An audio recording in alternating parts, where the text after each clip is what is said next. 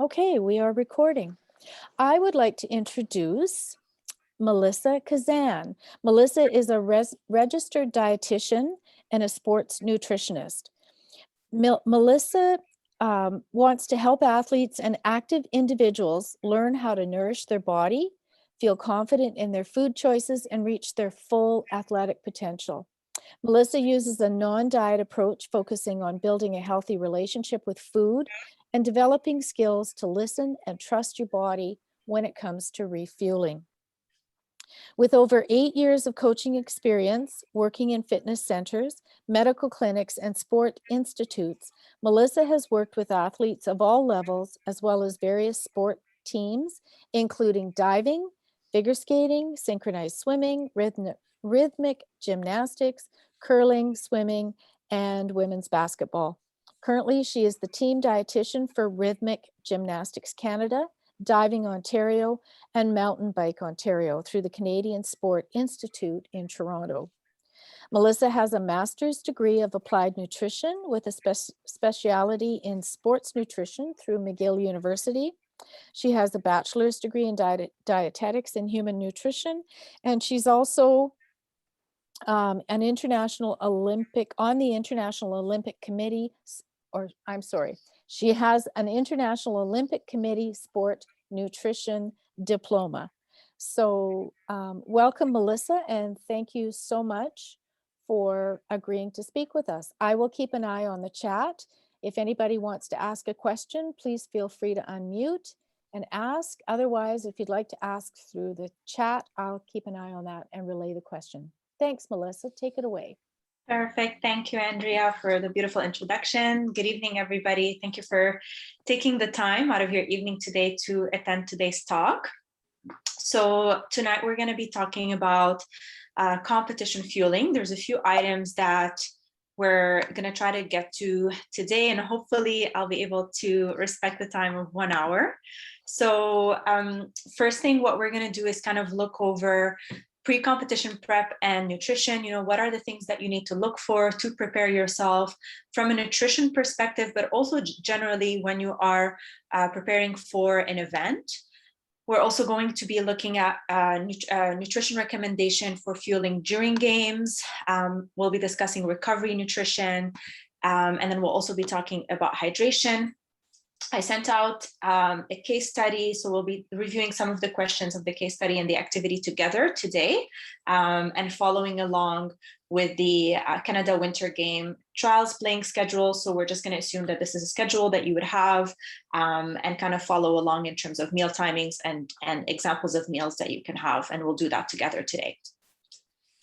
So as Andrea said, if you do have any questions, feel free to ask away. I want you to, ask as many questions as possible. I have some general recommendations and lots of ideas to share with you today. So obviously, perhaps not all of them will fit for everybody. So that's where if you do have a question or individual preferences, I encourage you to ask away.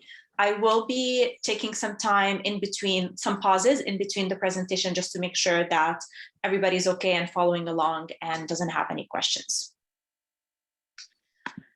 So when it comes to competition nutrition, there are a few goals that you want to keep in mind as an athlete.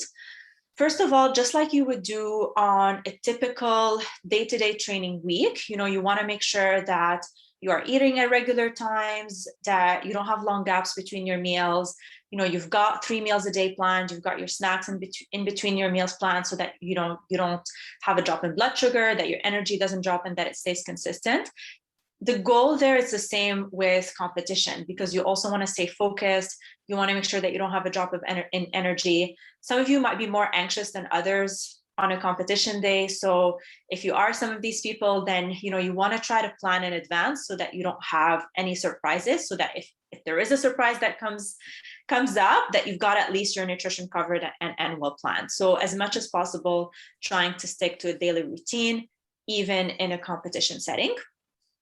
The second important goal would be to eat for a comfortable and happy gut. So what I mean by this is make sure that you're choosing foods that you're already familiar with. So in a competition setting, it's not the time to experiment with new foods. maybe you forgot to get a snack. If you have a sensitive gut, it's probably best not to take a bar from your teammate or something that you haven't tried before, because you don't know how you're going to react to it, especially for those who are more sensitive when it comes to their digestion. So you want to make sure that you have the foods that you're familiar with already, that you've trialed those out during training, that you know that they sit well with you, they give you the energy that you need, so that you can focus on the game. You want to make sure that you're well hydrated and not catch up on hydration during the game or just before, but making sure that you're actually well hydrated beforehand or arriving to your event well hydrated. And we'll be talking about that today.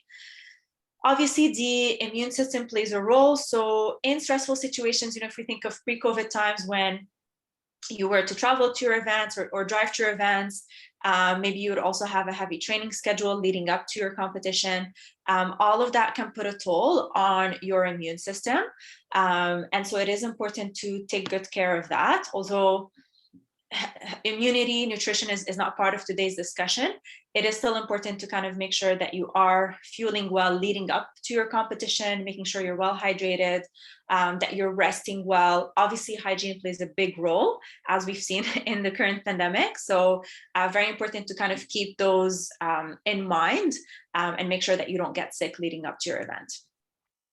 As much as possible, the biggest recommendation that you can take away from today is planning ahead.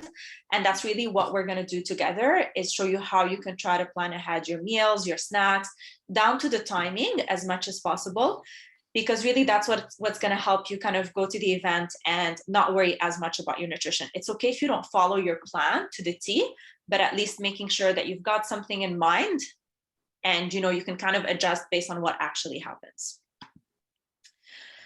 So the first thing that you want to do when you're planning for a competition is making sure you know where your event is and what's around the event. So where is the event located? Where are you going to be staying? Are you going to be staying in a hotel? Are you staying in a lodge? Are you coming back home? If the event is close enough. How far are you going to be from the venue? Do you have to drive for 30 minutes? Or are you staying somewhere which is within a 5-minute drive? All of these things are important because, if you've got a little bit of a break in between, in between two games, for example, maybe you can go back to your lodge and have a quick meal. Or if you don't, you have to bring all of your meals with you to the event and then make sure that you've got all of that with you so that you're fueling. Or even getting to know what type of restaurants are around if you want to get a quick bite to eat in between two games. The other thing you want to look for are grocery stores, especially if you are staying in a lodge and if you have a kitchen or if you're staying in an Airbnb. Are there grocery stores nearby? What type of grocery stores are there? So that you can kind of have an idea of what type of items you'll have access to as well.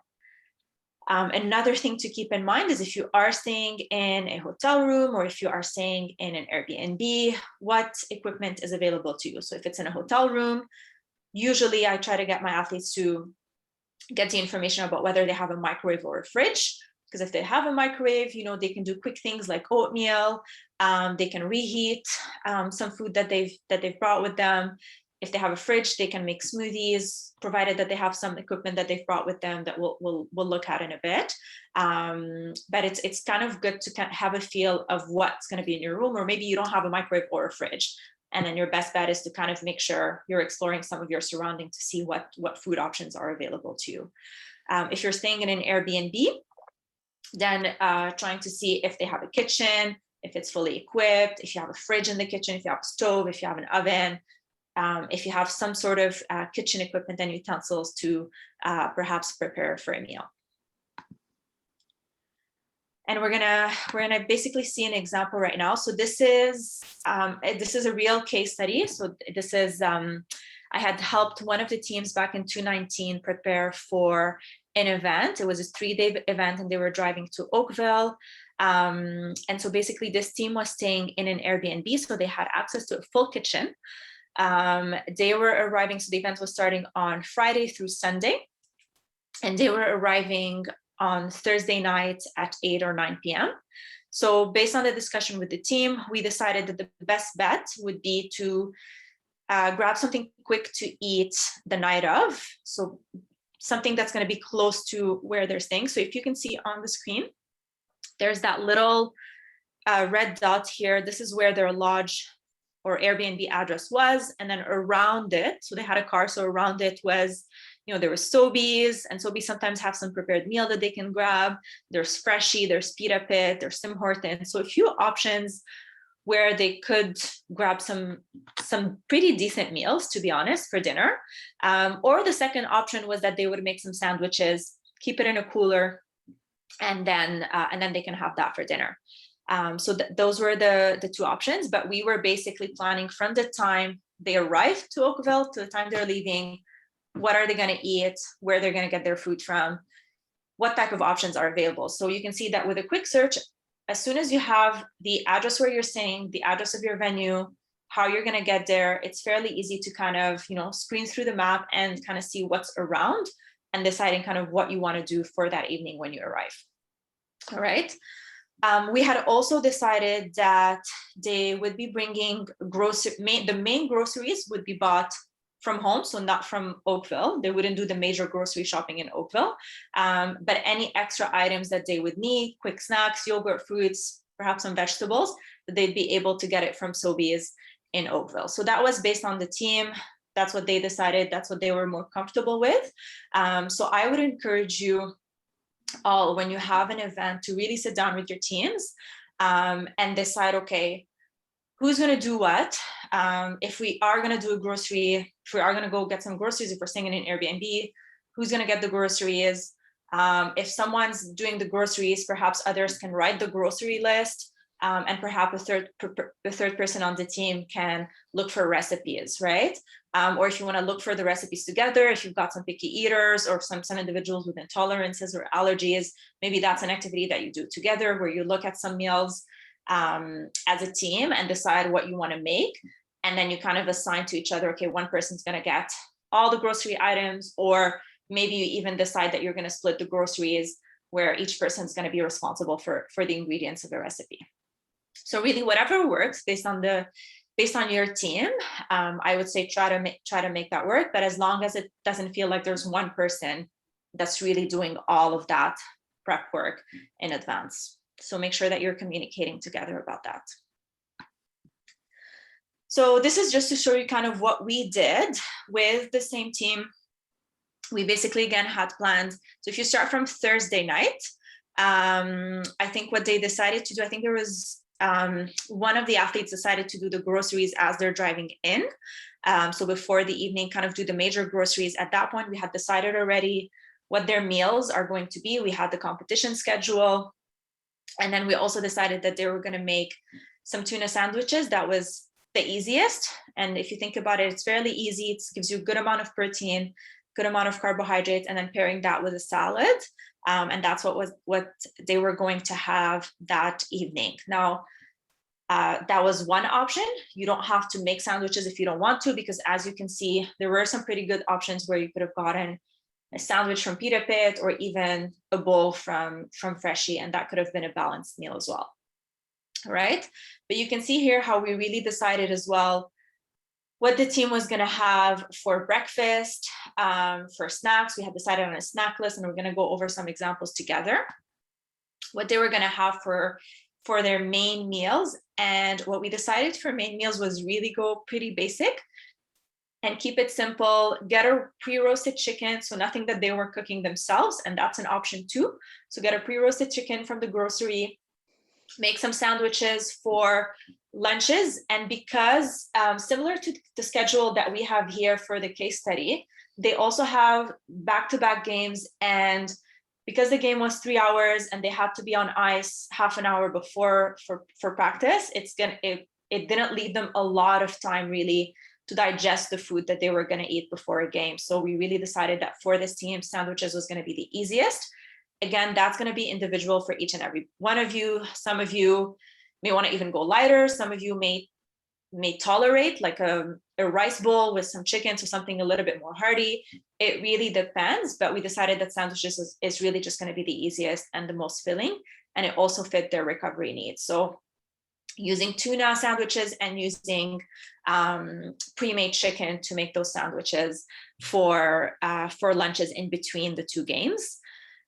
So that was for lunch, and then we had some snack options as well. And then for dinners, that was, I think they just cooked one dinner, which is the chicken and quinoa Dijon mustard on Saturday night. That was one meal that they decided to cook, and it's a fairly easy meal as well for them. So that's kind of what we did for them. And then just some tips and tricks so that, you know, the team didn't feel like they are wasting, or that you guys don't feel like you're wasting some of the items that you're buying. You know, for condiments, for example, you can have one person take them back home, or if you want, you can use them again. You can kind of use that same batch of condiment that you bought from the groceries each time you're going on local trips. So that you don't have to buy new ones. Or if you're staying in the same Airbnb 2 weekends in a row, sometimes that could happen. Then maybe you can keep them. You can ask the owner if you can keep them there so that you don't have to bring them back and forth with you. Melissa, we have a question. How old are the athletes that were doing this planning? Maybe in their 30s, if I remember correctly. Okay. Yeah. Okay. So adults. Yep. Adults. Yes. These are adults. Okay, good. Thank you. Yeah. Where was I? Okay. Yeah. So for the salt and pepper, same thing, like trying to buy smaller packages so that you don't have to waste anything. Same for the condiments, right? Like you'll usually find at the grocery store bigger sizes or smaller sizes. So try to get the smaller size, especially if you know you're just using them for that one weekend. And then the other thing was to get some Tupperwares from home so that if you are left with leftovers, it's not going to waste. One person, or you're dividing it among yourselves, where you're taking it with you back home. Okay, so Tupperwares is a big one as well. Okay, so if you have a local event, what are some items that you can pack with you? So for local events, what's nice is that you can pack a cooler, and then you can bring some items that are perishables that do need to be refrigerated. And sometimes it's nice because it gives you a little bit more variety, and you can pack things like milk, yogurt, cheese, and you don't have to worry about it going bad. So always when we're talking about especially snack items, try to pair food sources that give you carbohydrates with food sources that give you protein. Ultimately, that combination of nutrients is going to be really important to sustain your energy for the day. If you only pack sources of carbohydrate, and what I mean by that, let's say you only pack some fruits or sports bars or energy bites, those are items that are purely rich in carbs. You're not going to feel very full. So you really want that carb protein combination to really help sustain your blood sugar levels and your energy levels.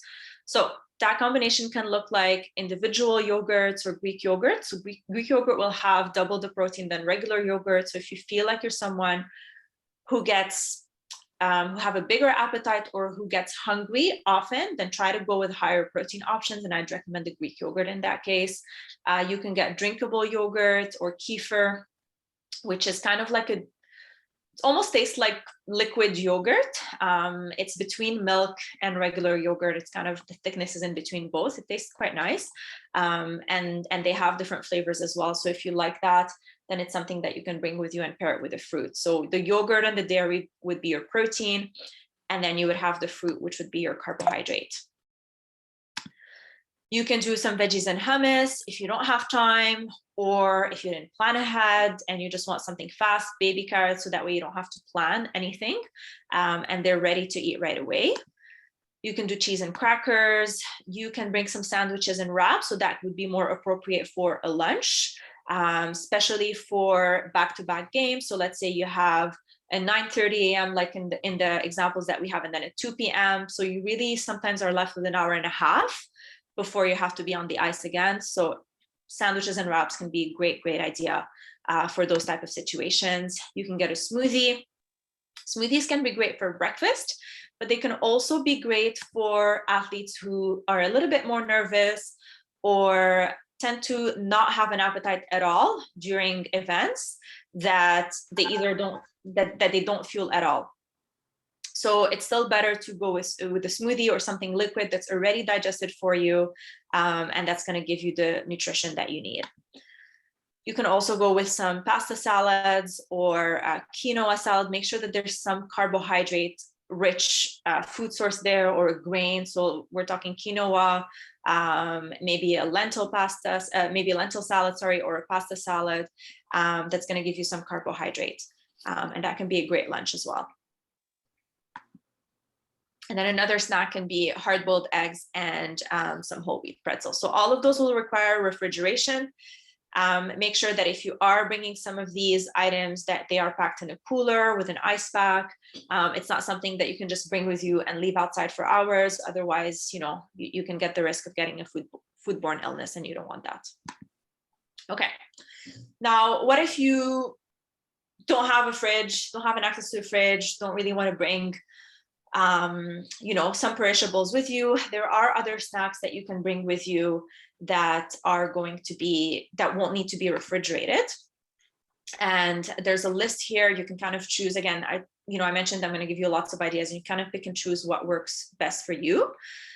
Dried fruit can be great. So really any kind works. Go with what you prefer. Or fruit leather bars. So those would be probably more appropriate in a situation where you want to fuel during the game, or even if, you know, you've already had your meal and you're getting ready to start the game or go on ice, and you're feeling a little bit hungry, then that can be something that you could fuel on, that's going to give you that quick carbohydrate that you would need. Granola and sports bars, again, there are lots out there, so go with what you are comfortable with, what you've used before. I've listed a few here that I really like Lara Bar, Luna Bar. These are basically bars made out of fruits and nuts, very minimal ingredients, and they pretty much do the job. They give you lots of carbohydrates, and they're easy to digest. There's Taste of Nature, there's Kashi, there's Kind, there's Nature Valley. So there's all kind of different bars out there. I would probably caution you against protein bars, and they would be different than the bars that I listed here. So protein bars would be an example like a Cliff Builder, which would have 20-25 grams of protein per bar. So you want to be careful with these, especially if some of you do get tested for doping at events. Then some of these bars are considered a supplement and they're not regulated. So it's always better to check the ingredients, make sure that there's no added protein supplement or protein powder to it. And the bars that I've listed here they're all made of real food, so you wouldn't have to worry with those. You can also get a fruit and nut trail mix or make your own at home. And what's nice about this is that it's got a nice combination of carbohydrate and protein. You can get some nuts and seeds if you don't have any allergies, or soy nuts or dried chickpeas. All of those can provide you with great amounts of protein and some healthy fats to keep you fueled. If you prefer some salty items, then you can get some crackers with you. Here are some options, but again, it's not an exhaustive list. So some common ones that I find my athletes like are things like Mary's crackers. These are gluten-free. You can have Triscuits, Breton. Again, there's lots of crackers out there, so make sure you try different ones and that you choose the ones that you prefer. For cereals, I've listed different kinds depending on what you prefer. So there are the high fiber, lower sugar options. So things like Cheerios, Bran Flakes, Shreddies. These are going to be higher fiber. And the benefit of that might be that it's going to keep you full for longer. So it could be something that you can try to explore on a training day and see if it helps keep your energy sustained. And then you've got some higher protein options like Vector, Kashi Go Lean, Nature Path Optimum. These are all higher protein cereals. And these can be nice to add in a trail mix, or in a situation where you want to get a little bit of protein, but don't have the option to have yogurt or milk with you, then it could be a nice way to get that carbohydrate and protein in one pack. And then other options can be beef jerky, or even the mini tuna cans that don't even need, you can just open them with your finger. You don't need a can opener. And if you pair that with crackers, that can be a good snack as well. Okay, so if you are staying somewhere, whether you are staying in a lodge or maybe you're staying in a hotel and you want to bring some equipment with you, this is a good list to kind of keep on hand. I've had athletes, cook a meal in a slow cooker in their hotel room. You can get a rice cooker if you really don't, if you're someone who don't want to wash the rice, just want to dump it in the rice cooker and it does its job and it's ready, then that's something that you can bring with you if you have it available. You don't need to buy it if you don't have it, but if you do have it available at home and you want to bring it with you, then it can be a good equipment. A smoothie blender can be great. I would always recommend that equipment with you, because I find smoothies can be a great way to get your recovery in, to get a quick breakfast in if you're not hungry, if you don't have an appetite. So almost always, if you can get a smoothie blender or a magic bullet with you, that would be awesome, because you can easily bring that into your hotel room even, so you don't really need a kitchen. A kettle, ideally an electronic kettle if you want to boil some water. Any kitchen utensils, if they're not there. So again, you might need to do some homework in advance to see what is available to you. Do you need to get a knife, a serving spoon, some can openers, some cups, some teaspoons if you're following some recipes? So just checking ahead of time to see what are some equipments that you might need to bring with you. And then other items that might be ideal as well is a dish soap. So sometimes you go to an Airbnb, there's no soap, there's no sponge, and then you're left with some dishes that you need to wash and you don't have anything to do that with. So make sure that you check in advance whether that will be provided to you or not. Some napkins, some aluminum foil, definitely some Ziploc baggies for your snacks, or even to marinate some meat. So on Monday, we're going to be cooking one meal and one snack, and we're going to be using some of these equipments here, which in a kitchen would be always available most of the time. But again, it's good to kind of narrow that down when you have chosen your recipe, to narrow down every equipment that you need and checking if that's going to be available to you when you're going to be away. Okay. Any questions before we start with the case study? You can unmute, or if you want to type in the chat.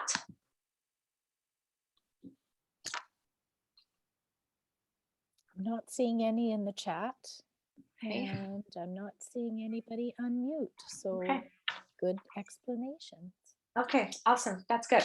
So we're gonna move on to the case study. So what we're gonna do is we're gonna go over a few questions together, and then I'll explain the reasoning of why, one answer is perhaps more correct than the other, and then we'll kind of go ahead with the case study that way. Okay, so we'll do a question, a bit of explanation, and then we'll kind of move along to the other questions. So this is the Canada Winter Game schedule. That was the 2019 schedule, so we're going to use it as if that's happening again. And I think it's pretty typical of a 3-day event for curling, and it provides like a good baseline for practice for if you were to have a real event.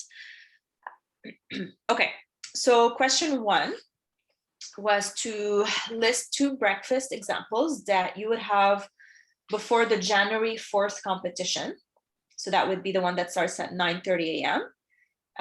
And that, if you can provide the time which you would have your breakfast, and what that meal would be. So I just want to emphasize that there's actually no right or wrong answer, as long as it's meeting your needs and that it's pretty balanced. And I'll show you what that means in a bit. I don't want to give the answer away, but you'll see that it's pretty gray and there's no right or wrong, but there's some guidelines that I'd like you at least to get to know and to follow. But yeah, anybody wants to share what they would have, maybe what they've typically done before, or what has worked for them before a 9:30 a.m. game for breakfast, and what time would they usually have their meal? So go ahead and unmute everybody if you'd like, or anybody that would like to speak.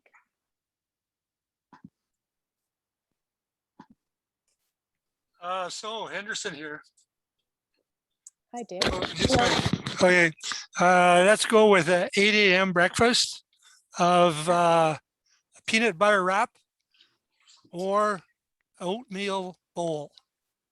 Or an oatmeal bowl. Okay. What would you put in your oatmeal bowl?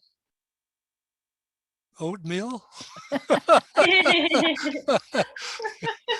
How about some nuts and seeds, and should I say milk? Well, It's more like what do you usually do? Well, I usually have fiber cereal my age, Fiber. but I don't know what these kids would have. Fiber cereal. That's what you, yeah. I mean, go more with what you actually do. All of the answers you gave me are pretty great, but I'm looking more, yeah, for your actual experience, because I do want to show kind of that everybody is going to be different. Okay. But yeah, they're all, and the fiber cereal, do you have it with milk? Do you have it with anything in particular? Milk and fruit. Perfect. Okay, that's great. So about an hour and a half before you'd have your meal. Mm-hmm. Okay, perfect. We have another answer in the chat. Yeah. Waffles, fruit, and bacon. Waffle, fruit, and bacon. Okay. Yes, 1 hour before they have to leave to go to the arena or the rink. Okay, perfect. Okay. And Ashley, is that something that you felt has worked for you? Yes. Yeah. Okay, awesome. Good. Okay. Great. Okay, anybody else wants to share what they would have? Eggs, turkey, bacon, toast, avocado, coffee. Okay, perfect. And how far in advance would you have that breakfast, Nicole? 7:45. Okay, so a little further in advance. Yeah. 6 a.m., 2 eggs, toast, and fruit. Okay. Perfect. These are pretty balanced options, guys. Good job. So I can see different meal timings for everybody. Yep. So 7:20, Bella and Piper. Eggs, toast, fruit, and yogurt. Okay, awesome. So that's good.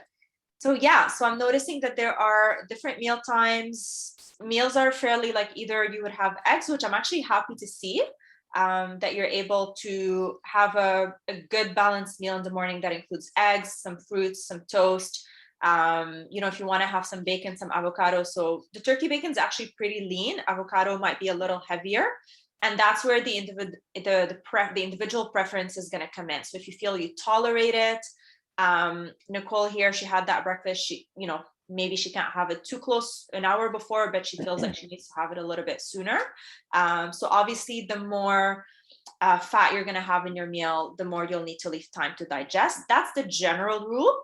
And then you're going to have individuals that can, have a hearty meal an hour before and then go on the ice and everything's going to be fine. So that's where the individualization is going to come in.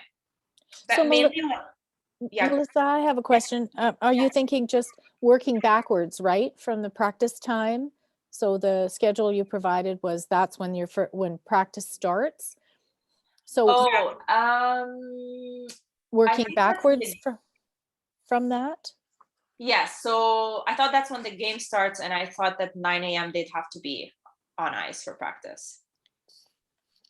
That maybe. Yeah, but the point is working backwards from that, right? Yes.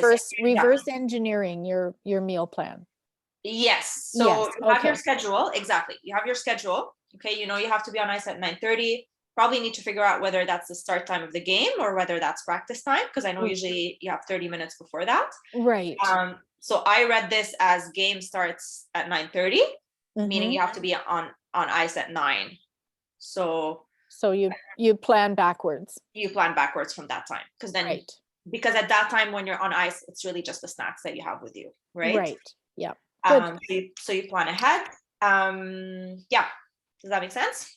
Mm-hmm. Yeah, it says in the Winter Games thing that these are the first practice will begin at this time. Okay. First practice will begin at, okay, perfect. Okay. Thank you for that. I didn't see that. Okay, awesome. So so for the breakfast, I think those are all great options. They all include a carbohydrate option, a protein option. You always want to try to include either a fruit or a vegetable as well.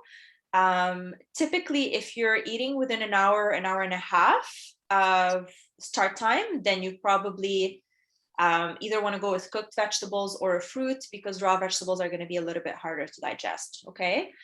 So for those of you who would be having eggs, maybe you can have some cooked spinach with it if you want, or you don't need to.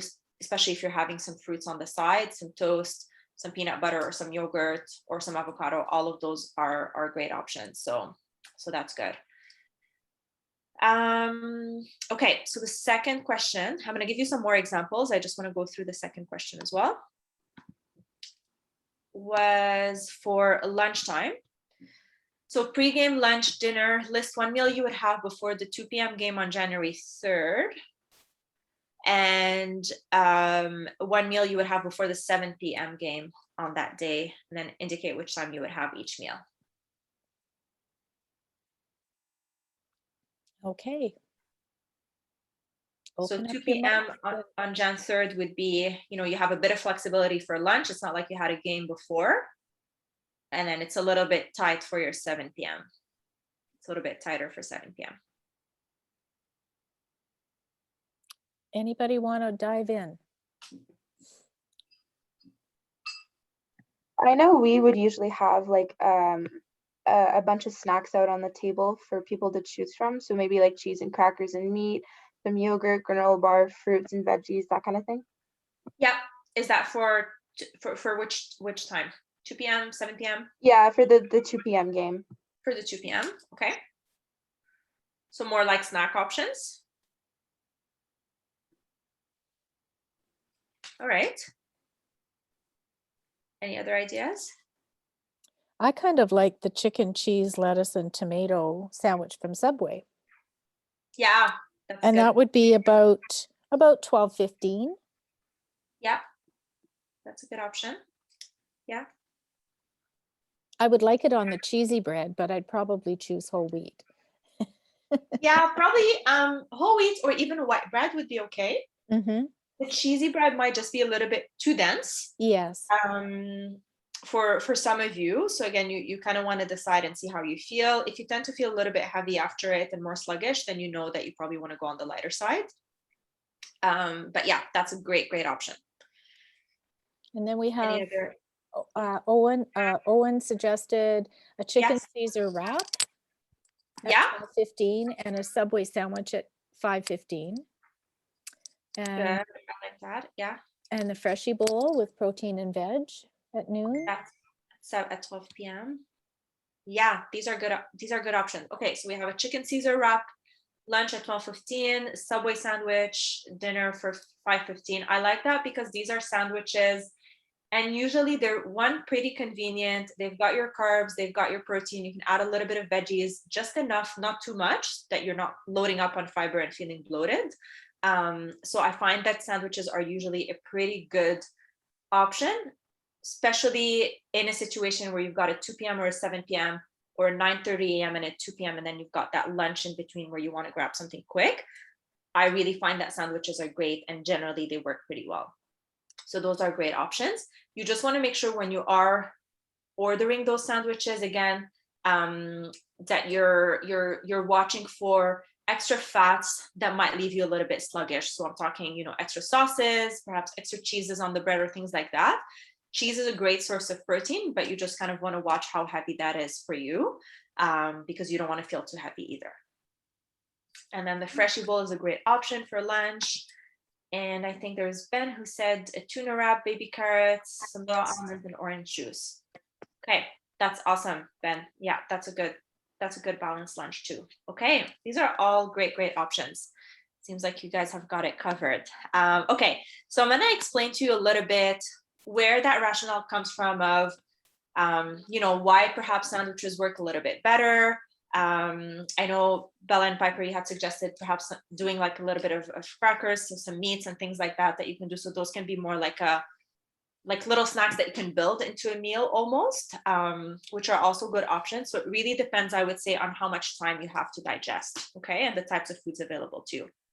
So usually the type of fuel that you're going to choose is going to depend on obviously your goals for the day. So again, your goal is really to make sure that you're feeling energized, that you're not hungry when you're on the ice, that you're not feeling lightheaded, you're not dizzy, that you're focused, your appetite is sustained, your energy levels are sustained. And obviously the timing of the game might shift a little bit your food choices, okay? Typically, when you've got the more time you have to digest, the more you can focus on slow burning foods. So when we talk about slow burning foods, we're talking about foods that are high in fiber and foods that are high in protein. Okay. Now, I think it was, I can't remember who, Henderson maybe, who talked about the fiber cereal with milk. So it's a high fiber cereal, and then he's having milk, and that's about an hour and a half or so before you guys are on the ice. And that can be a good option. Usually you want to leave about an hour and a half to 2 hours for that type of meal to digest that. Okay. So again, that can be more of a slow burning food. So you wouldn't have like a high fiber cereal as part of your trail mix, you know, in on the ice or as you're getting ready for the game, because that might leave you feeling a little bit too full. Again, take that and try to apply it as well to you to see kind of what works better. Okay, so when we're talking about high fiber, high protein foods, we're talking whole wheat bread, we're talking fresh fruits, fresh vegetables, dairy products, lean meat, so all those foods that have fiber or protein. And then the closer you get to your game time, the more you want to focus on foods that are going to be easier to digest. Okay, so those are your fast burning foods. Those are more your simple sugars and your simple carbohydrates. So now we're switching more to white bread. Stinky in there. Sorry, listen to it outside. Would you mute, please, Lana? Lana, would you mute, please? That's okay. Some white bread, some cornflakes, or, you know, some type of cereal that's easier to digest. So on Monday, we're going to be doing some energy bites, and the energy bites are made with Rice Krispies. So pretty easy cereal that's not very high in fiber. And sometimes that's okay because you need something that's going to travel fast, can be digested easy, and be available for your brain so that you're focused, and for your muscles as well. Okay. So closer you are to your game, simpler the meal should be. Longer time you have to digest, you can include more fiber, more protein, so that you're feeling full and sustained. So if you want to follow that rule, usually I find that really helps. And then again, adapt it to your individual needs, adapt it to what has worked for you. So what you would eat before a competition, and you can also apply that on training day, by the way, is if you have 3 hours before the start of your game or before the start of training, you can have, if you have 3 hours to digest, you can have a full meal. So we're talking, you know, your balanced plate, make sure you've got some carbohydrates, some protein, some vegetables. But again, making sure that that's something that you usually digest well and that you're familiar with. If you've got 2 hours to digest, now we're condensing this a little bit more, making it a little bit simpler. We're probably not getting rid of the fat completely. It's probably impossible because you get a little bit of fat in most foods. But having lower fat options that are easier to digest, and kind of making sure you've got some protein and carbs. So a lot of times when you're having like fiber cereal and milk, for example, with some fruit, that's more of a protein carb combination.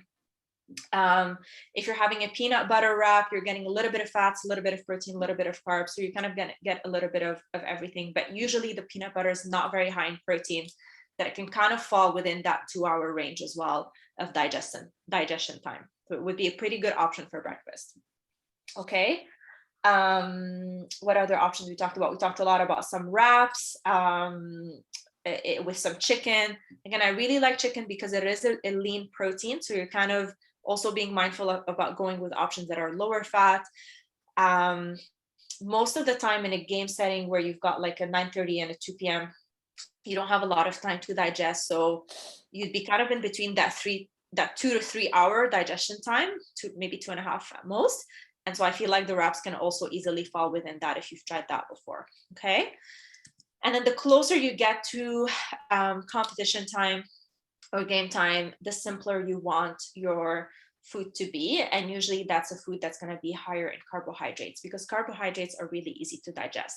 So that's where your fruits come in. That's where your energy bars come in, and your fruit leathers, or maybe apple sauces, things like that, that you can usually use to fuel during a game, but also close to a game as well, if you're feeling a little bit hungry. Okay, so this is going to be a list of foods here that you can choose from based on how much digestion time you have. I think more appropriate to that specific schedule that we had on the game. at the end of the activity, you've got a list of different options for you as well that I find can also be easily available at different venues, and some options that I know have worked with athletes that I've worked with before in curling. But again, you can kind of choose. I'm giving you lots of options because I feel like there might be things that can work for some and not for others. But typically a 3 hour before is going to be a meal. 2 hours before, it can be more of a snack or a small meal. As some of you have seen, you can probably sneak in a wrap in there and still be able to compete comfortably. And then the closer you get to your game, the more you're keeping it simple with fruits, crackers, granola bars, applesauce, and things like that. Things you want to be careful with is, very big portions of protein, very big portions of salads or large portions of vegetables, because these are items that are high in fiber and high in protein. And having too much of that can leave you feeling a little bit sluggish. And so you just want to be mindful about, yes, you can include some vegetables, but either try to have them cooked or just a little bit of raw veggies should be okay, but you don't need to go overboard with those, especially on a competition day. And same thing for protein. You can still have red meat in your sandwich, but maybe not large amounts of steaks or large amounts of proteins. That's again leaving you feeling a little bit more sluggish. So try to keep it as simple as possible and kind of where you're feeling satisfied, but not too stuffed. All right, just gonna check the time. Okay.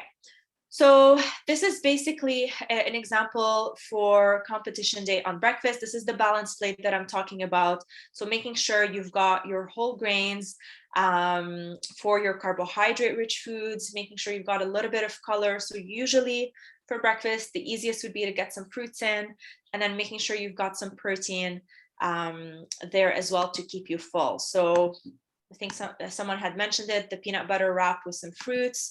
And so it could be either 2 slices of toast or a wrap with some peanut butter. If you feel you need more protein, which some of you might, especially the younger athletes, you might want to add a glass of milk or a hard-boiled egg with that, because maybe the peanut butter alone won't sustain you. Okay, so that's where you kind of want to mix and match and maybe add a little bit more protein. Again, make sure you're leaving at least 1.5 hours to 2 hours of digestion time for that type of meal. Okay. If it's a lunch and dinner, so as I mentioned, I think sandwiches, wraps usually are going to be great, especially in a situation where you don't have a lot of time to have a full meal. A rice bowl, I think, is a great idea as well, or a quinoa bowl for your carbohydrate, adding that lean protein. So whether that's chicken or a lean red meat, or if you want to add some tuna in there or some boiled eggs, then you can do that. And then having some vegetables there, but making sure that the base of your bowl is actually quinoa and rice, and not like the base of your bowl being salad, because again, that's going to be high fiber. And then if it's too much fiber, then that can leave you a little bit bloated and not feeling very good for your game. The glass of milk and yogurt can always be something that you are adding to your meal if you're feeling like you still need some energy. And if, let's say, especially in a situation where you had a sandwich or a wrap, because they are lighter options, pretty good options when you don't have a lot of digestion time. Some of you might feel like you want to add some cheese or yogurt or milk with that as well. So feel free to add that in, or even adding that fruit to your sandwich so that you feel like you're a little bit fuller. Okay, any questions about breakfast and lunches? Feel free to open up your mics and ask away, please.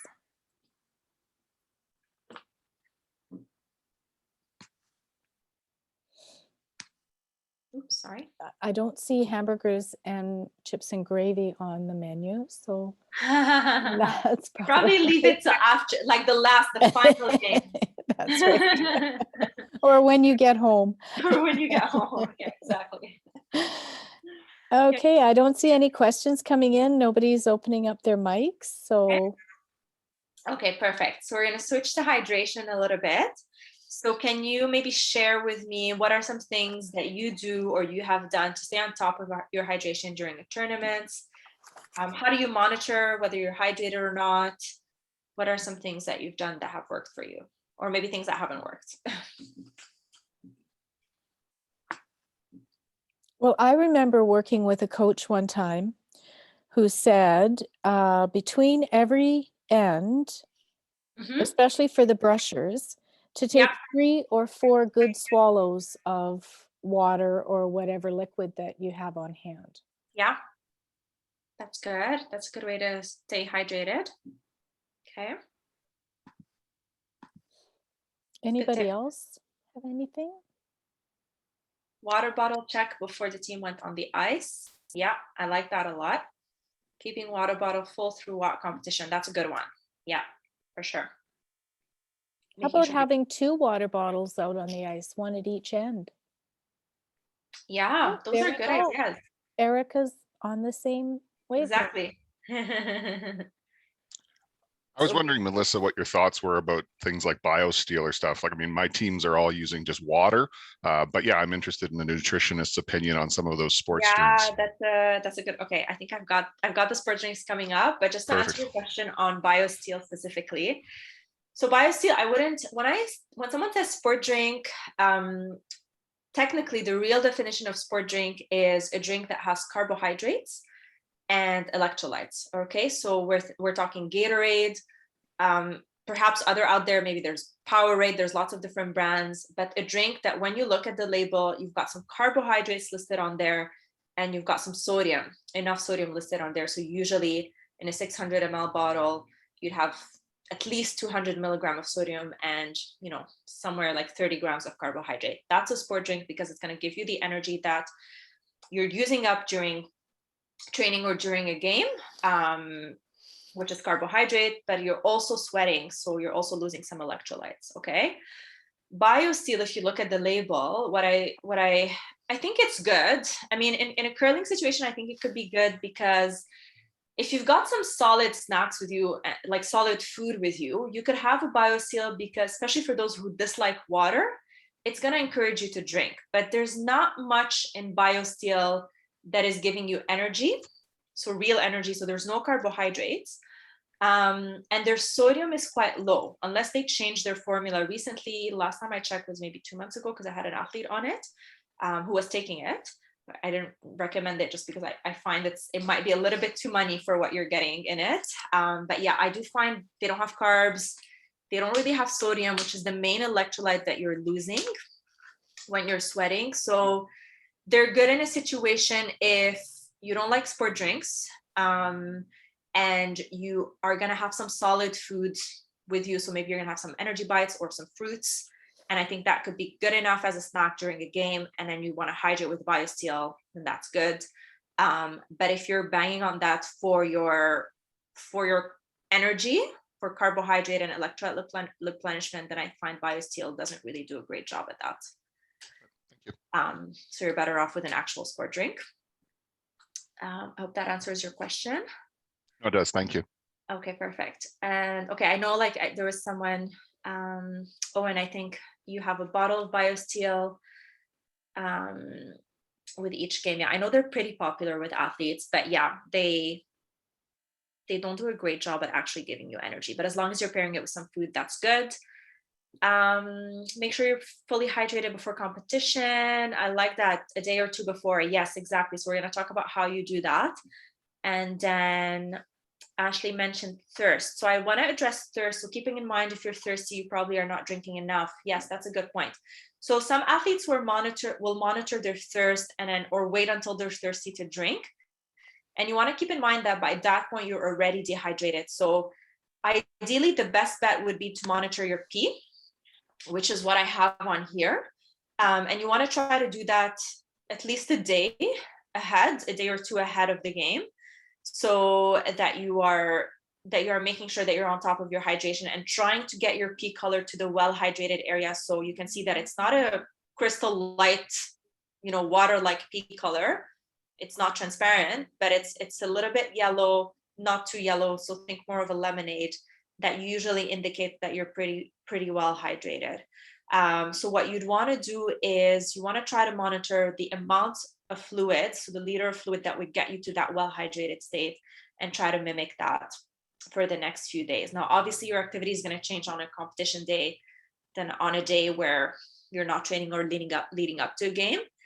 But the goal is the more competitions you attend, if you're paying attention to how much fluids you're taking, and all fluids count, whether you have sport drink, BioSteel, smoothie, a soup, anything liquid format will count towards your hydration for the day. Try to monitor that, try to see where you were at with hydration, and make a note of that. And if it was a pretty good day, especially if it was a competition day, mimic that the next day, because chances are you're not going to be too far off and you're going to be able to sustain your hydration. So I think like that's really the easiest and most effective strategy to stay on top of it one day or another. It takes a little bit of trial and a little bit of experience with that, but it's very important, I would say, to stay mindful of how much you're drinking and knowing roughly how many liters you would need to be in that well-hydrated state. Okay. I think Kevin had a question about juices during games. You know what? I think they're great. It's a great way to get some energy in, and to replenish some your carbohydrate stores. In a game like curling, I don't think you're completely depleting your carbohydrate stores. I think you're going to need it more for focus and strategy. And that's really where the carbohydrate is going to help you, because your brain is using carbohydrates.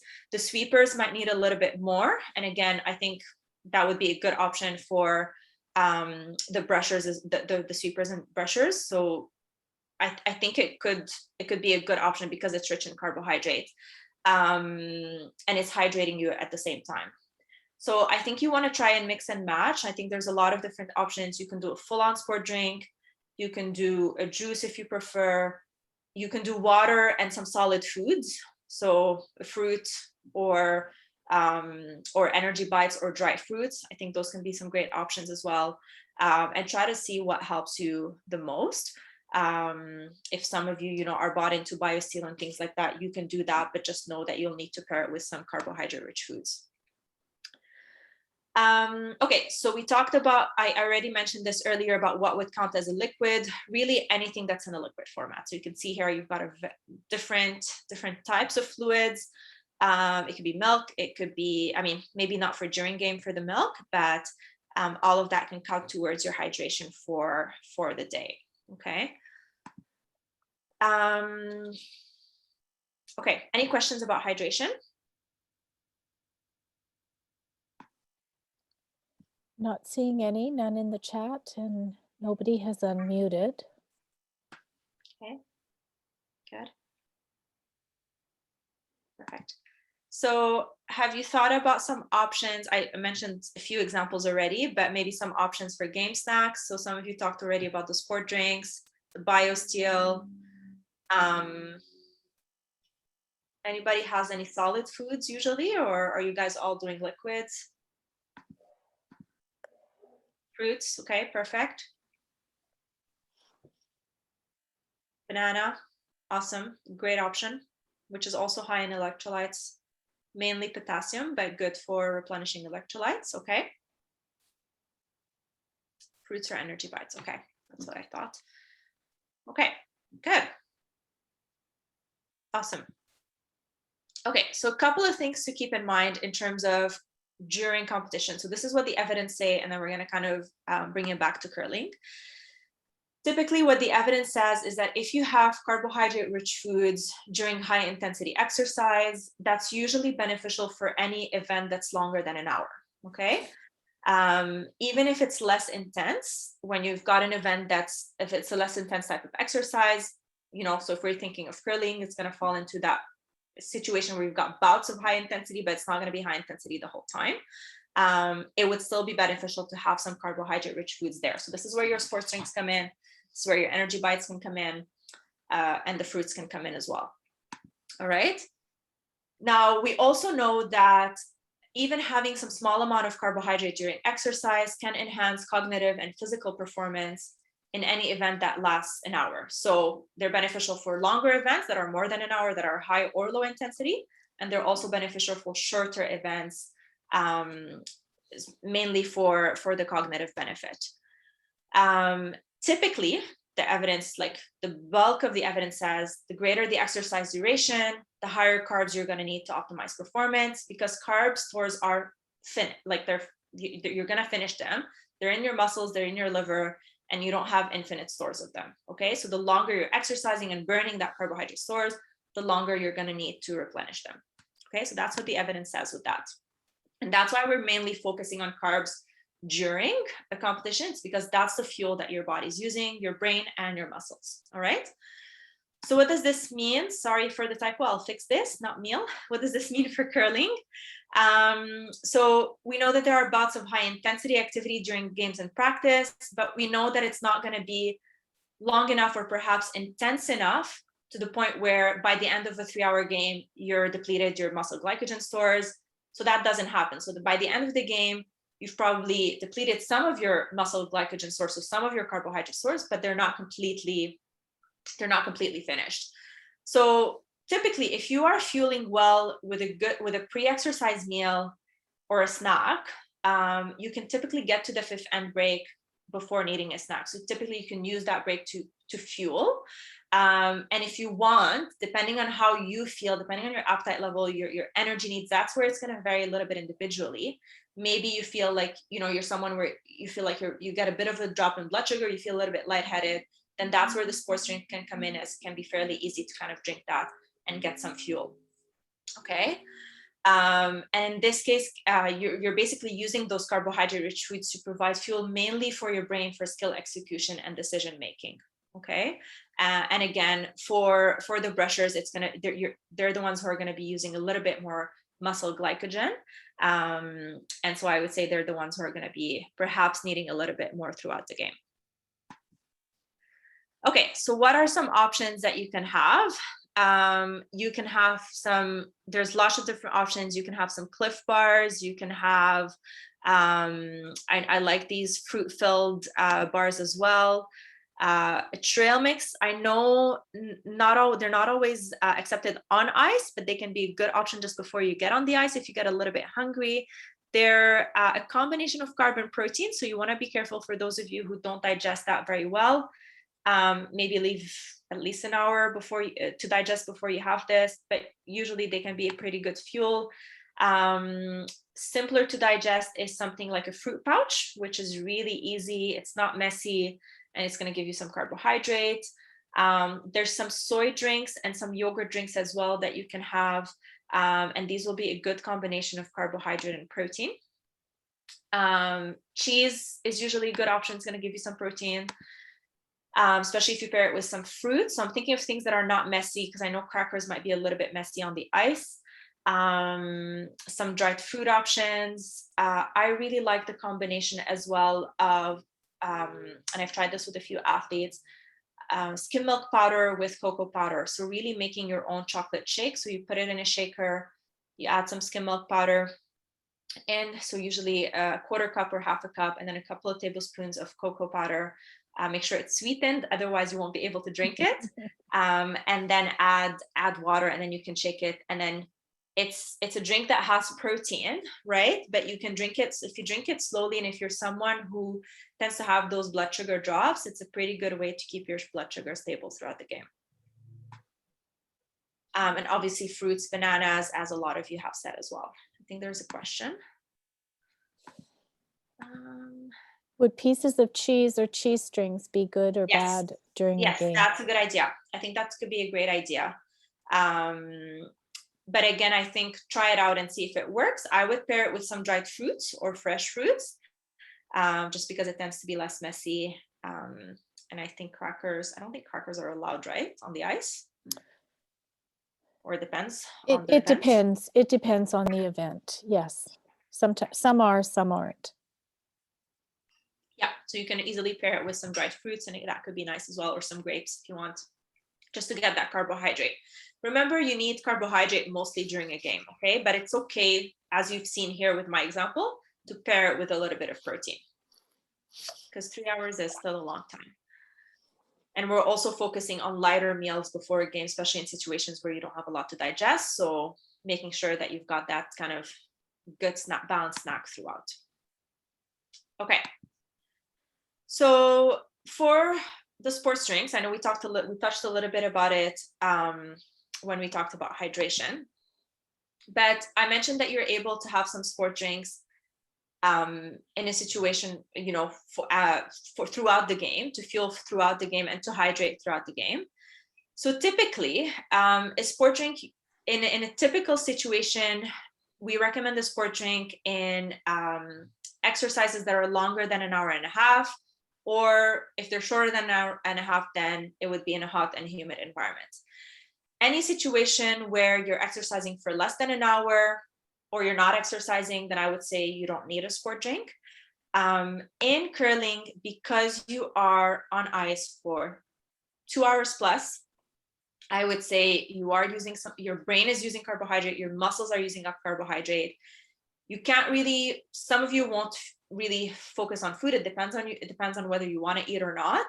I feel like it could be a good option. It's not a must. I don't think it's a must, because you can definitely pair some water and some solid foods, as I've shown you, but it can also be a good option if you prefer to just get your carbs and electrolytes and fluids all in one. Then that's where the sports drink is going to come in. BioSteel, remember, is not really considered a sport drink, so keep that in mind when you're looking for something that's going to refuel and rehydrate you. Okay, we're going to move on to recovery. If you've got any questions, or can we move on? I'm not seeing any questions, and nobody's unmuting. So I do have a question. There we go. Good. Do you suggest the full sugar version of the sports drinks, or like the no sugar versions? That's a good question. I would say it's going to depend on what the athlete is eating that day. Okay. Full sugar option, maybe more for brushers, or for someone who's not going to have any solid food during the game. Right. And then the G2, which would be the lower sugar option, if they're going to have solid foods like an energy bite, some fruits during the game, and then they want to get their electrolytes from the Gatorade, then maybe like the G2 would be the lower sugar option. That could be okay. Is the carb, I mean, I don't have them in front of me, is the carb content the same in both, or does the sugar one have more carbs? Oh yeah, no, they're significantly different. So yeah, the G2 are the low sugar option. There's no carb. Okay. They taste sweet, but they're not going to give you any carbs.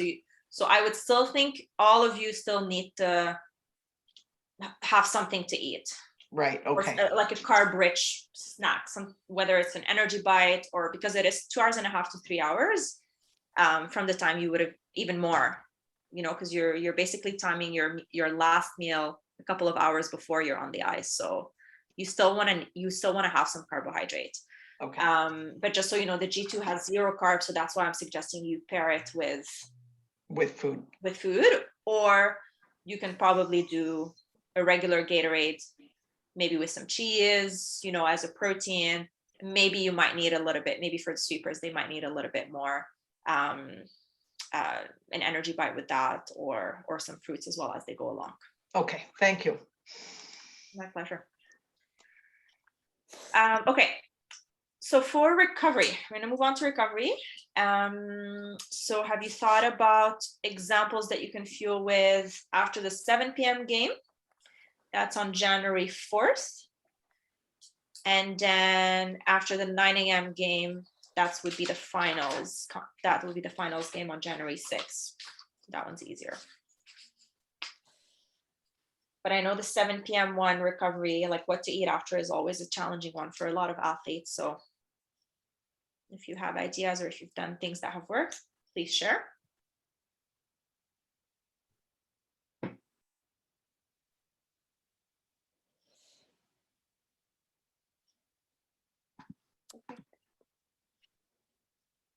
So Owen mentioned banana and mixed berries. I'm going to comment on that, Owen, in a bit. Peanut butter wrap. Okay, good. Popcorn, oatmeal bowl with nuts, fruits, and yogurt. That's a good one. Okay, so we've got some options that are pretty balanced, like peanut butter wrap, oatmeal bowl with nuts, fruits, and yogurts, and others that are great options. More, so think about that. They're higher carb options, but there's one nutrient that's there's a few nutrients that are probably missing. But I'm mainly thinking about protein, which is very, very important for recovery. especially, I think that was the January 4th. So you've got another full day of games the next day. Protein is going to be a really important nutrient to help your muscles recover. So let's talk a little bit about that.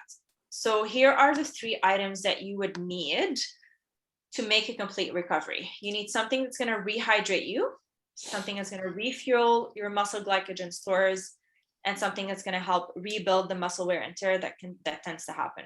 Okay, so you really need all of these 3 nutrients. Water is a nutrient, so fluids, carbs, protein make up a complete recovery. Okay, it doesn't have to be you've had dinner at that point. Most of you had mentioned you would have a meal prior to your 7 p.m. game. There's probably a snack in there. So I would probably say most of you can do a snack. It doesn't have to be a full-on meal, but if you're hungry, go ahead and have a meal. And that can look like a complete meal, and that's okay. Okay.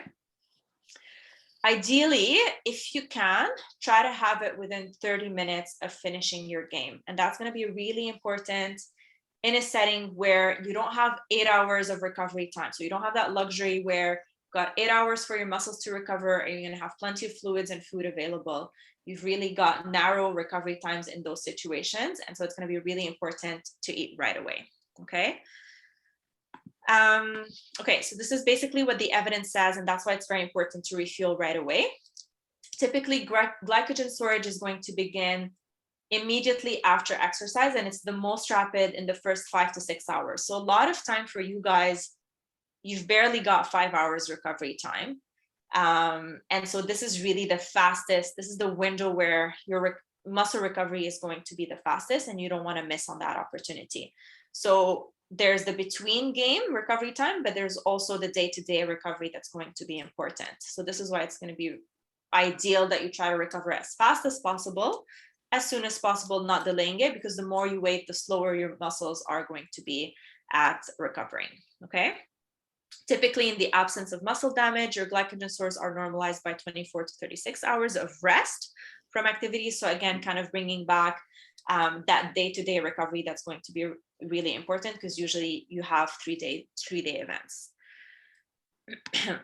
So for back-to-back games, I usually recommend, if you can, within the 30 minutes, 1 hour is okay as well, but try to get that recovery in right away in the form of a snack or in the form of a meal. Both are totally fine. Okay, so some examples here. If you've got more than an hour and a half or 2 hours, I wanted to put a pizza in here. I did this with curling in 2019, and I think I had a question about, how come the pizza's on there? And I just want to normalize that a little bit, because it is totally an okay option to have. And I'm really being realistic with the types of food that are sometimes available at venues, and perhaps the access to foods. Maybe you don't have a chance to cook. Maybe that's the only thing that's available to you. So by all means, fuel with that.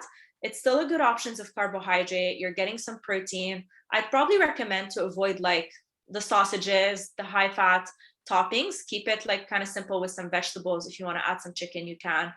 But it's still a good option to refuel with. Okay, better than not eating anything or just focusing on some things that are low in protein and low in carbohydrate. Okay. The other option would be, if you've had the luxury to cook your own meal, whether you got a wrap or, on Monday, we're going to make a teriyaki chicken or a teriyaki salmon. So you guys get to choose the protein that you want. And then you can kind of have that as well for dinner. Or if you feel like you have enough digestion time, you can bring that with you for lunch, provided that it's in a cooler. And then you can have some of that with you as well. And then obviously don't forget the fluid part for hydration. If you've got an hour and a half, less than an hour and a half to 2 hours between games, which is usually the situation in between like your 9:30 and your 2 p.m. where you really don't have sometimes a lot of time to digest, try to make it a little bit more simple. Some of you might prefer to just go with a smoothie, maybe pair that with an energy bar. Make sure that your smoothie has some yogurt, has some milk for your protein option. Some athletes will use almond milk. Just know that almond milk is not a great source of protein. So you would want to choose a protein option a food option that has protein. So something like nut butter. And another option can be a soup. Again, making sure that this would have some carbohydrates, so maybe some noodles, a little bit of protein in there, and some cooked veggies. That can be a great option as well when you don't have a lot of time to digest. Or, as many of you had noted today, and it seems like that's the preferred option for the group, would be sandwiches, and these can be really, really good. You can pair it with a fruit, as I mentioned, if you feel like you need a little bit extra carbs, or added some yogurt to that. And then again, don't forget the fluids for hydration.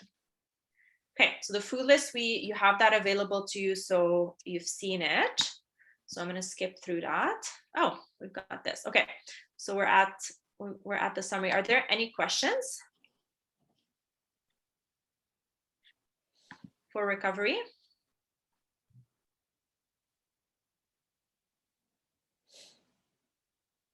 Not seeing any so far. Not seeing any. Okay. Melissa, Oh, Yes. there you go. could you Yeah, go take ahead. us through kind of the process? Like, I'm looking at that 2 p.m. and then 7 p.m. game. Yeah. What would be the process to follow for the recovery from the first game, a nap, and then refueling for the next game? Like, time-wise, what's, So if there Okay. is such a thing? yeah, so 2 p.m. you guys are usually going to be done around 4:35, right? So at that point, you're going to have usually what I would recommend, which is a lot of you had suggested as well, would be to have a recovery meal here, not a snack, because your last meal would have been probably around 12-ish, 12:30 probably. Okay, so I would recommend you have a meal here. That meal can be a sandwich. That's the most easy and the option that's going to be the most feasible and easily digestible for your 7 p.m. game. Okay, because you've basically got 2 hours until you're on the ice again, and maybe 2 hours and a half until you're actually playing. So sandwich can be a great option. So as I said, that's your recovery. That's your meal. You don't need to have a meal and a snack. If you're having a sandwich, that's probably going to be good enough. Make sure that in your sandwich, you've got your sources of carbs. So bread, lean protein, chicken is usually pretty good. Maybe you want to add some cheese and a little bit of lettuce and tomato. Okay. Maybe around 5:30 the latest. I would recommend that. For some of you, it's totally okay to pair that with a fruit. If I go back here,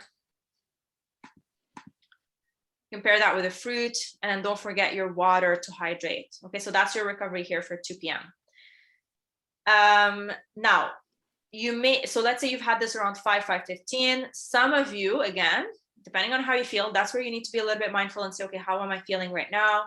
Maybe as you're getting on the ice, maybe you want a small snack. Okay, so if I go back here to some of the things we've touched on, now you've literally have, let's say it's 6:30, you've got an hour maybe until you start your game. So you want to make sure that whatever you're choosing is going to be a higher carb option. All right, here we go. So you're going to choose something from this green box here. That's if you need something, but you could just go ahead and not have anything and then just eat at the fifth end break. And the sandwich would be totally fine to fuel you throughout that. Okay. However, some of you may decide to have a food just before the game, or you can kind of totally skip that if you've had your meal before, and then you're just going to start the game at 7:30. Okay. And then throughout the game, you could do water.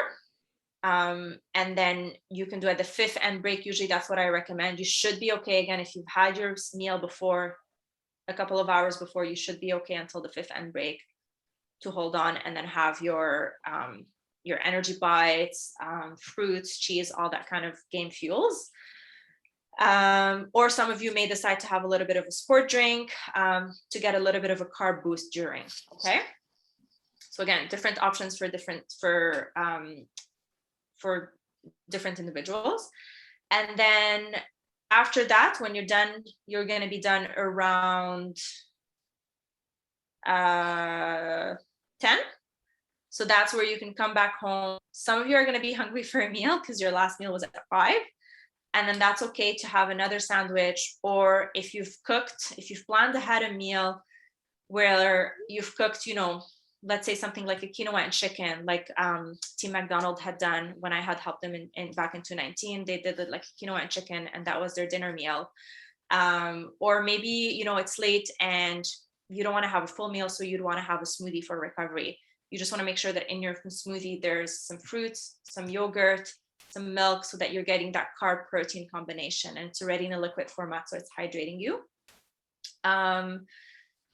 Or I think some of you, I'm going to look through your examples, the oatmeal bowl with nuts, fruits, and yogurt. I think that's an excellent snack to have in the evening just before bed, because it's not very heavy. I would say banana mixed berries or the popcorn. I know those were examples that were given. Those are low protein options. So if you think about it in this specific example, where the last meal you've had was at 5, you're playing for 3 hours, you're coming back home and you're having popcorn only or just banana, it's not going to be a complete recovery. So you want to pair that with some protein. So that's why I'm suggesting some of the smoothies. The peanut butter wrap is a great option. And then for anybody who really doesn't have an appetite, maybe go with a liquid smoothie. Does that answer your question? Certainly, that's terrific. Thank you very much. Okay, perfect. Detailed answer, but hopefully it gave you a bit of a snapshot, okay? Okay, I wanted to go to the summary here. Perfect. So just to kind of review some takeaways here. As you have seen kind of from the examples that I've given, the goal is still to kind of eat balanced snacks, balanced meals. So there's not too much change from what you would do on a typical day-to-day. Maybe you just want to be more mindful and extra careful, making sure you're having the foods that you tolerate well, not too much protein, not too much fiber. So it's okay if you don't have a plate full of veggies, and it's okay, you don't need to have the biggest portion of protein at that point, because we really want to eat for a comfortable gut. Carry snacks. If you're not going to eat them, it's not a big deal. I always try to tell my athletes, pack extra. If you need them, they're there. And if not, you just don't eat them. And mainly if they're non-perishables, like we're talking trail mix, energy bars, dried fruits, all that kind of stuff is going to stay with you. So it's not going to go to waste. Make sure, as I give the example right now, that was a great question. Make sure you're using your pre-workout nutrition knowledge, the 3-2-1 digestion times hours to decide, okay, what am I supposed to eat right now? Use the recovery nutrition principles of making sure you've got a carb, a protein, some fluids, so that you're basically narrowing down what your options are going to be for recovery, what your options are going to be pre-game, depending on how much time you have for digestion, and depending of the game time as well. Always monitor hydration status. Your easiest bet is to look at urine color. If you're already thirsty, you're already dehydrated, so try not to wait to that point. And most importantly, always stick with comfortable foods and fluids, and try to experiment as much as possible during training, not in competition. Okay, and really try to plan as much in advance as you can. And if you can, as a team, so not to have like just one person managing everything on their own. Any questions?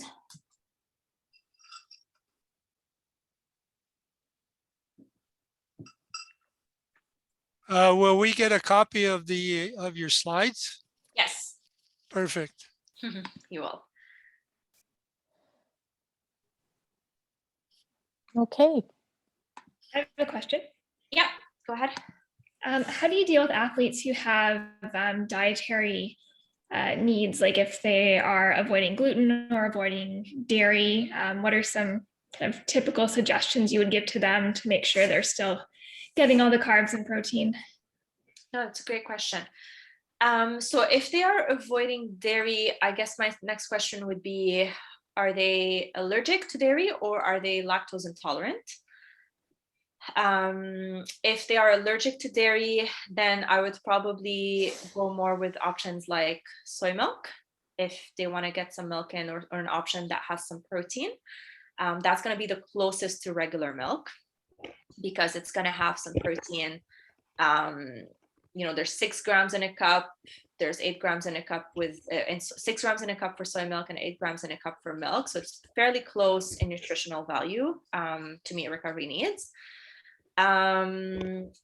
Or if I'm working one-on-one with the athlete, we might look at a certified tested protein powder as well. If they need their protein, they want to add that in a recovery smoothie, can't use dairy for their protein, then we would look at that. Okay. Other options they can use in a smoothie particularly are nut butter, hemp seeds that they can add in. If they're using, let's say, almond milk, then that can be another option. That's kind of more for the someone is not having any dairy. If they're lactose intolerant, then there's plenty of lactose-free yogurt, milk available, so that can be an option we can explore. And then for the gluten, it's really knowing the products that are gluten-free. So energy bars that are gluten-free. I know there's Glutino, which is the main brand that has gluten-free bars. The Mary's crackers that I mentioned are crackers that are gluten-free.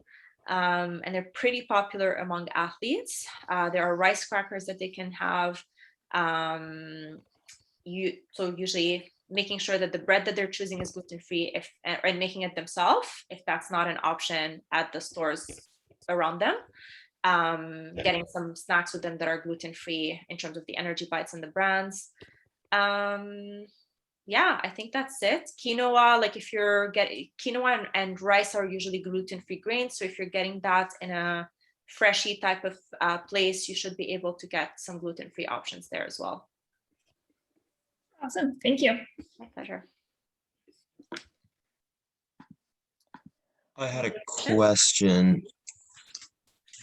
Yes. So say like after a game, like you get off the ice and you get changed, say you're going to debrief for like 15 minutes. And then after that, you're going to go to, if you're going anywhere other than the curling club to eat, that is a bit of travel time there too. Like, would you recommend just during that debrief, like having some food with protein to just munch on, like, even though you're still going to eat after, because that the time when you're going to eat a meal is like delayed, if you know what I mean? Yes, I feel like from the time, so you're debriefing for 50 minutes, you're getting off the ice, there's a bit of travel time. By the time you guys sit down, order something to eat, we're easily looking at maybe an hour and a half. So in that case, yes, I would recommend, if you fueled well throughout the game and you're feeling okay, maybe you could wait. Typically the window is, it's an hour to 2, but I like to say more, try to eat within an hour, because I feel like eventually by that time athletes are starving if they're waiting longer than that. And then when you're starving, you're not making the best choices in your meal either. So I would say it depends. I would usually recommend that you try to have something to eat when you're done. So if you're not going to have your main meal right away, have a snack right away. The peanut butter energy bites that we're making, or any energy bites, usually will have some sort of nut butter. They can be a good fuel for during a game, but they can also be like a good snack for after, because they've got a little bit of that protein, but they're not too heavy. So I feel like that could be a good option. Perfect. Thank you. My pleasure. We have a question. Best protein options for vegetarians? Do you eat fish or no meats at all? Like, are we talking mainly eggs? Or I'm going to go with 2 options. Okay. So if you do eat fish, fish is an option. If you eat eggs, eggs is an option.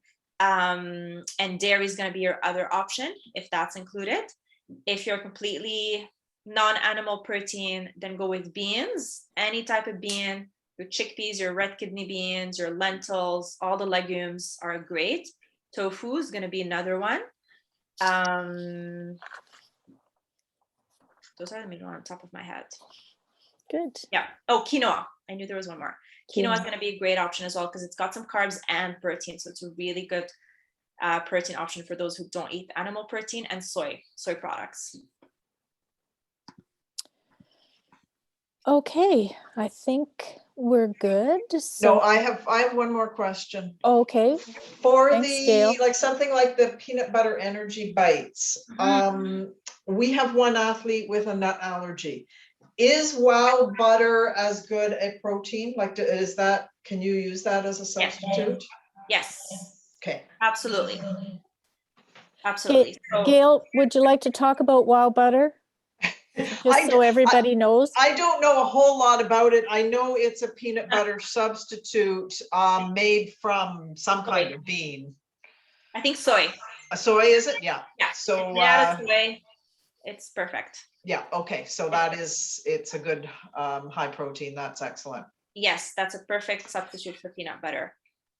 So for the cooking demo on Monday, if there's anybody who has an allergy or intolerance who's attending the cooking demo, maybe just email me. I have my email here. So it's healthyme@melissakazan.com. Just if you have questions about substitute, about substituting one or two ingredients. We've sent you the recipes already. So don't buy chicken and salmon, buy one option, buy either option. I just wanted to vary it because I think this meal can go well with either the chicken or the salmon. And honestly, a lot of times athletes are always eating chicken. So I just want to provide another option that is an alternative that is very nutritious, that's high in omega-3s. If you do like salmon and if you don't mind cooking it, you can get either. I'm probably going to be cooking with chicken. But I will be guiding you for the salmon as well. And the recipe has guidance for both. Just make sure you're not getting the two proteins, you're getting one of them. And then the peanut butter energy bites is fairly easy. On the recipes, there's the ingredients and the equipment that you need as well. And just make sure that there's someone else in the house, that you're not alone when you're cooking, or that you have a phone next to you in case of a kitchen emergency. Okay. I totally get the kitchen emergency. My timer is our smoke detector. Once it goes off, I know dinner's ready. So yeah, exactly. If you've registered for the session or on Monday afternoon, you will have received the recipes. If you haven't registered, and I will send the recipes out regardless, whether you register or not, you will get the recipes. But please register early so that you get the recipes and you can do the shopping prior to the virtual cooking demonstration, because the hope is that you will cook along with Melissa while she does her cooking. Mm-hmm. So I'd like to thank you, Melissa. Nutrition is something that we often take for granted, that we don't make a priority, and it should be. The information you've provided is going to be helpful, and it's also probably one of the most practical nutrition sessions that I've been a part of. So thank you very much. I learned leave the hamburgers, chips, and gravy until after the competition. So yeah, leave it till the last, to the recovery meal after the last game. That's right. And even then, in moderation. So just a reminder again, the Monday, April 12th virtual cooking session. The deadline for registration is Sunday, April the 11th. But if you want to get the ingredients, please register before that. And also a reminder about the Wednesday, April 28th, Life School Curling Balance presentation. We have a very experienced and accomplished panel. So register for that as soon as you can. So thank you very much, everybody. If there are no further questions, we will adjourn. Thank you so much, Melissa. Thank you very much, everyone. Have a great evening. Appreciate your time.